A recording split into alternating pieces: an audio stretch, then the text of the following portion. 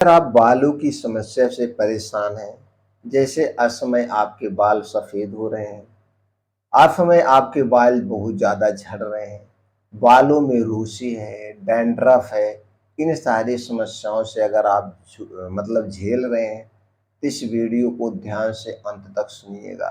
आज के वीडियो में दोस्तों इन सारी समस्याओं से छुटकारा देने के लिए कुछ डाइट, कुछ बीज के बारे में बात करेंगे, कुछ दिनचर्या के बारे में बात करेंगे, जिसे अपना करके आप इन समस्याओं से छुटकारा पा सकते हैं। वीडियो सुनने के बाद अगर आप कुछ और जानने की इच्छा है या कुछ और जानना चाहते हैं तो कमेंट सेक्शन के माध्यम से पूछ सकते हैं। तो चलिए दोस्तों जानते हैं बालों की समस्या होती क्यों है। दोस्तों सबसे पहले तो ये जान लीजिए जो बालों की समस्या होती है, असमय जो हमारे बाल सफ़ेद होते हैं, सबसे बड़ी कारण यही है कि हमारी गलत दिनचर्या, गलत खान-पान, पोषक तत्वों की कमी। जब हमारे शरीर में किसी भी पोषक तत्व की कमी होती है, तो उस कमी के कारण दोस्तों हमारे शरीर में बीमारियाँ होती हैं। तो आप सबसे पहले अपने खाने-पीने पे विशेष ध्यान दीजिए।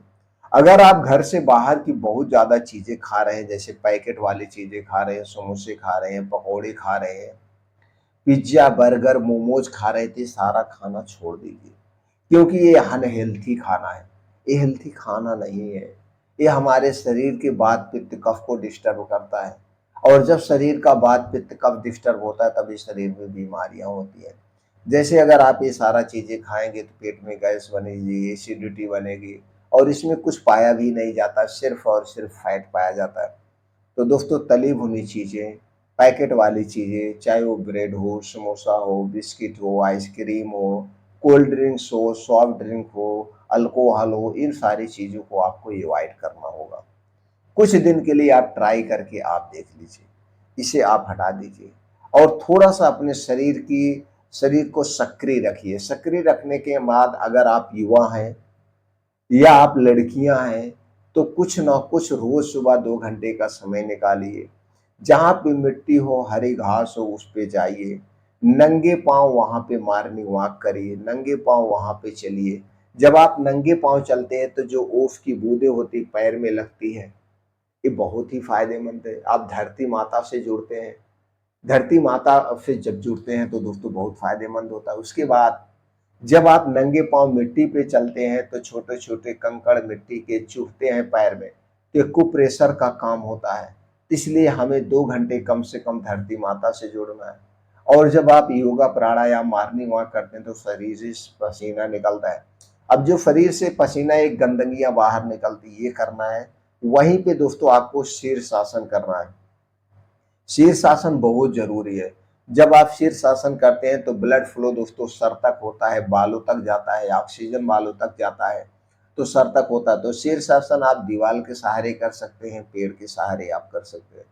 शीर्षासन करिए और अपने खाने-पीने में कुछ बदलाव करिए। खाने-पीने में दोस्तों सबसे ज़्यादा सब्जियाँ खाइए, मौसमी फल को खाइए, अपने डेली रूटीन में 1 प्लेट सलाद ज़रूर खाना है, 1 से 2 फल मौसमी रोज़ खाना है। हरी साग-सब्जियाँ दोस्तों ज़्यादा खाइए, अनाज कम खाना है। ये आपको खाना है, बाहर की सारी चीज़ें छोड़ देना है। चाय, कॉफ़ी, ब्रेड, बिस्किट कुछ नहीं लेना है। चीनी और मैदे से बनी हुई जितनी चीज़ें इन्हें आपको छोड़ देना है। चीनी, मैदा दोस्तों ये हमारे पाचन तंत्र के लिए सबसे खतरनाक है। जिन में चीज़ों में आपको लगे कि इसमें चीनी और मैदे का प्रयोग किया गया है, उसे कभी मत करिए। और आप अपने घर पे जो कुछ खाना-पीना बनवाएँगे उसमें चीनी, मैदे का प्रयोग नहीं होगा, रिफाइन किया गया तेल नहीं होना चाहिए। धूम्रपान अगर आप करते हैं, बीड़ी, सिगरेट, तम्बाकू, कोल्ड ड्रिंक्स इनका आपको अवॉइड कर देना है। ये सारी चीज़ें आप छोड़ देंगे, तो आपके मन में विचार आएगा खाएँगे क्या हमने बता दिया। आपका खाना 70% नेचुरल चीज़ों पे आधारित होगा। नेचुरल चीज़ों में सभी तरह के मल्टीविटामिन, एंटीऑक्सीडेंट पाए जाते हैं। दोस्तों अब चलिए हम उस बीन्स के बारे में जानते हैं। उस बीन्स को कुछ ड्राई फ्रूट जो आप अपने डेली रूटीन में शामिल करिए, सिर्फ एक बार शामिल करिए। तो उन बीन्स में कद्दू का बीज दोस्तों सबसे फायदेमंद है। इनमें कुछ ऐसे एंटीऑक्सीडेंट पाए जाते हैं जो बालों के लिए बहुत ही फायदेमंद होते हैं। अलसी का बीज, अलसी के बीज में omega 3, omega 6, omega 9 fatty acid पाया जाता है। यह एक ऐसा एंटीऑक्सीडेंट है जो हमारे शरीर के लिए बहुत ही फायदेमंद है।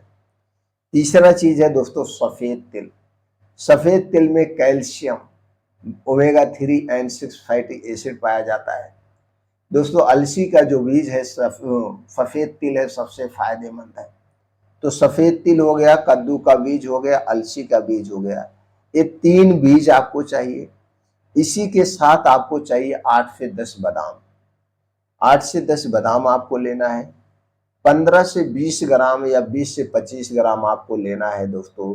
ये लेना है आपको, क्या लेना है, किशमिश। किशमिश लेना है और 1 से 2 आपको लेना है अंजीर। अब इन सारी चीजों को लेने के बाद अच्छी तरह से धुल लीजिए।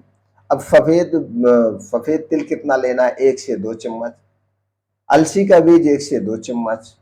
कद्दू का कितना लेना है, आपको लेना है सफेद तिल 1 से 2 चम्मच, अलसी का बीज 1 से 2 चम्मच, कद्दू का बीज 1 से 2 चम्मच, बादाम लेना है 7 से 8 पीस, किशमिश लेना है 20 से 25 ग्राम, अंजीर लेना है दोस्तों 1 से 2 पीस, और आप चाहें तो इसी में 25 ग्राम से 30 ग्राम चना ले सकते हैं। यानी कुल मिलाकर करके आपका 100 ग्राम होना चाहिए। इस 100 ग्राम को आप लेने के बाद खूब अच्छी तरह से आप धुल दीजिए, रगड़ रगड़ के। धुलने के बाद इसे 2 चीज में भिगोना है। ये जो अलसी का बीज है, सफेद तिल है, चना है, इसे अलग आप भिगोइए। जो बीन्स है और बादाम को एक अलग मिट्टी के बर्तन में धुल करके अलग भिगो दीजिए। आपका जो अंजीर है, किशमिश है, इसे दोस्तों किसी दूसरे मिट्टी के बर्तन में थोड़े से पानी में आप भिगो दीजिए। तो दोनों को अलग पानी में भिगोने के बाद सुबह जब आप योगा प्राणायाम मेडिटेशन करके वापस आएंगे, तो आने के बाद इन सारी चीजों को एक में मिला लीजिए। अब जो किशमिश और अंजीर का पानी है, उस पानी को पी लीजिए।